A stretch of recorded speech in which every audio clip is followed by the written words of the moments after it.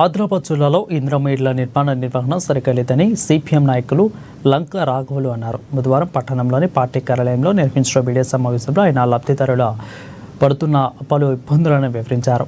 ఈ ఇందిరమ్మ ఇండ్ల విషయంలో తమ పర్యటనలో అనేక ఇబ్బందులు తెలిసాయని అన్నారు. ప్రధానంగా లబ్ధిదారులకు సకాలంలో బిల్లులు రావడం లేదని అన్నారు. అలాగే పలు చోట్ల సర్వర్ ఇబ్బందుల వల్ల లబ్ధిదారుల ఫొటోస్ తొందరగా అప్లోడ్ కావడం లేదని అన్నారు. అధికారులు ఈ విషయాలపై దృష్టి పెట్టి లబ్ధిదారులకు త్వరగా పెండింగ్ బిల్లులు మంజూరు చేయాలని అన్నారు.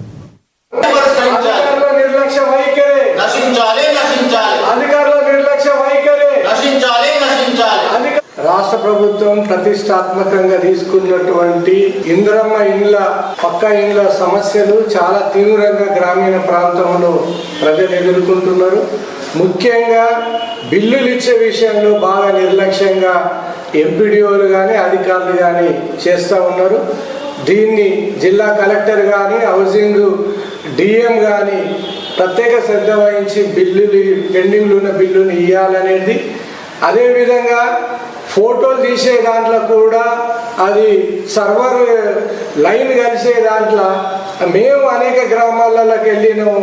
ఒక్కొక్క పంచాయత్ సెక్రటరీ 3 సార్లు 4 సార్లు ఫోటోలు తీసుకున్నా కానీ సర్వర్కు లింక్ కావడం లేదు.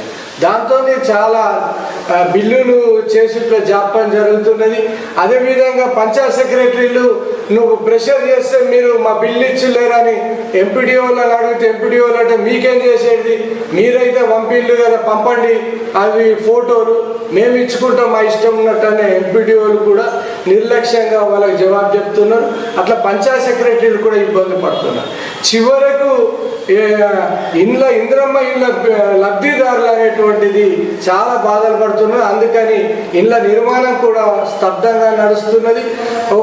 ఒక పక్క అసలు వ్యవసాయ పనులు ముమ్మరుగా ఉండి వ్యవసాయానికి ఖర్చు పెట్టే టైంలో కూలీలు అయితే కూలికి పోయే టైంలో ఇల్లు కట్టుకునేటువంటి పరిస్థితి రావడం అనేటువంటిది, ఆ రకంగా వడ్డీలతోని ఇప్పుడు డబ్బులు తెచ్చుకున్నారు. ఇప్పుడు బేస్మెంట్ కావాలంటే 1,00,000 రూపాయలు కావాలంటే ప్రతి ఒక్కళ్ళు ఇవ్వందో 10 ఎకరాలు రైతున్నా 5 ఎకరాల రైతున్నా కూలి అయినా కానీ మొత్తం వడ్డీకి తెచ్చుకునే